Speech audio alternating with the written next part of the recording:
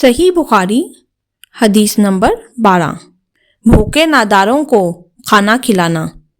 ایک دن ایک آدمی نے نبی کریم صلی اللہ علیہ وآلہ وسلم سے پوچھا کہ کون سا اسلام بہتر ہے؟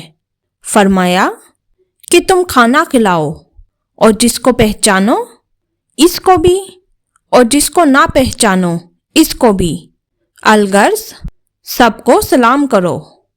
یہ حدیث ہمیں سکھاتی ہے کہ اسلام کا سب سے روشن چہرہ وہ ہے جو بھوکے کے سامنے دسترخواں بن جائے۔ سلام عام کرنا دراصل یہ اعلان ہے کہ میرا دل ہر انسان کے لیے امن رکھتا ہے۔ نیکی کا معیار پہچان نہیں، ضرورت ہے۔ پہچانے یا نہ پہچانے خیر بہاؤ۔ جو دوسروں کی بھوک مٹاتا ہے اللہ اس کی تکلیفیں مٹا دیتا ہے۔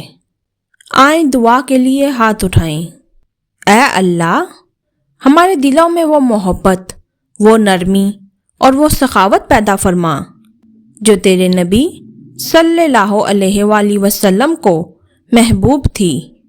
اے اللہ، ہمیں توفیق دے کہ ہم بھوکے کو کھانا کھلانے والے، کمزوروں کا سہارا بننے والے اور ہر شخص کو سلامتی دینے والے بندے بن جائیں۔ اے اللہ، ہمارے دلوں کو تیرے نور، ہمارے گھر کو تیری رحمت اور ہمارے ہاتھوں کو تیری خدمت کے قابل بنا دے۔ ہمیں ایسا بنا دے کہ جہاں جائیں امن، خیر اور محبت بانٹیں۔ آمین یا رب العالمین۔